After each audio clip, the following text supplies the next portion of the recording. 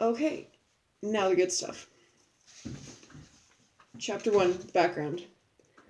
Holland, the champion. In Amsterdam in 1632, the child Baruch Spinoza first saw the light of day in an epoch full of great advances and worldwide growth in the realm of free thought. Charles I, of the House of Stuart, still reigned in England, but already Oliver Cromwell was at the gate. The 11 years of English republicanism fell within the lifetime of Spinoza.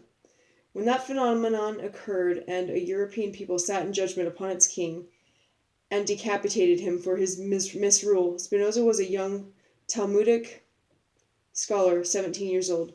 The Republic was destroyed. Charles II mounted the English throne, but the scaffold of Whitehall was never more to be put out of existence.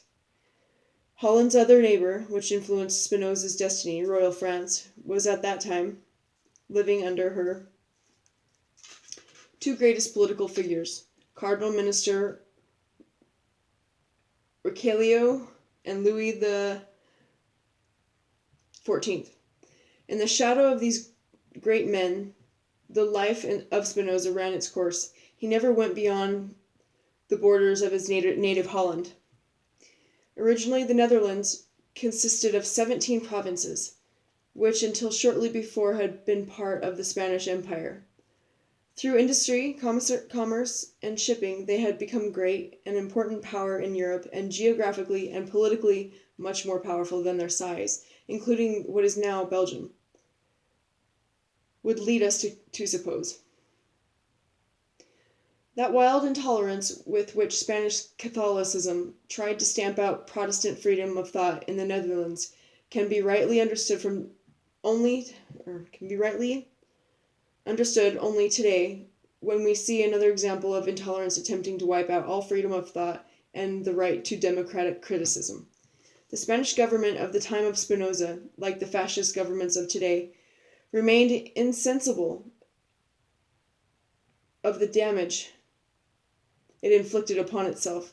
In the last quarter of the 16th century, the 7 northern provinces of the Netherlands separated themselves from Spain at Utrecht.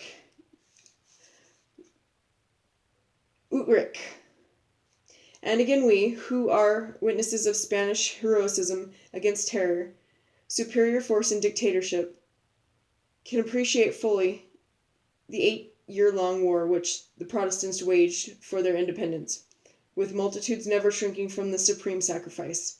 Yes, and by virtue of the same moral and physical courage with which the Dutch people survived a war against an empire, they live in independence and liberty today. Beyond this, they were able to render service of tremendous importance to humanity by becoming a refuge for all who were persecuted and for the progressive and libertarian spirit in general. Their poetry and music stood in the front rank, and their painting reached summits marked by the names of Rembrandt, Frans Hals, Vermeer van Delft. The Dutch, who were victorious in their constant struggle against the sea, and who, because of their tenacity and love of freedom, were able to master this wild element, had their great days in those years under William III of Orange and Jan de Witt. They created the Dutch East India Company. They settled on the North American continent and founded the settlement of New Amsterdam, which is now New York.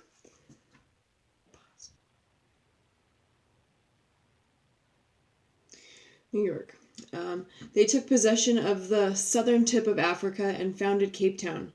The Dutchmen Tasman circumnavigated Australia and discovered New Zealand and Tasmania. And the great admirals Tromp and de Ruyter destroyed not only Spanish fleets but English as well. Sometimes the Protestant states were friends of the young republic. Sometimes they were at war with it, and Holland's expansion was checked by the Puritan Revolution, which gave England a new upsurge and placed a general of genius, Oliver Cromwell, at the helm of Great Britain. After the Navigation Act, Holland had to relinquish first place in the competition for shipping and the supremacy of the high seas. But there still remained sufficient room for the energy and richness of its 7 provinces. The Peace of Westphalia, which ended the 30 Years' War, at the same time created free Switzerland, sealed the defeat of Spain in 1648. And although France under Louis XIV now became one of the principal enemies who begrudged the young republic its calm in the shadow of its dikes and dams, it was no longer possible to loosen its foundations. Batavians and Frisians, who had been brought up Roman Catholics and whose spiritual depth had grown through Christianity, affiliated themselves with the Reformation, freedom of thought, and the struggle of human knowledge against feudal privileges and scholastic guardianship.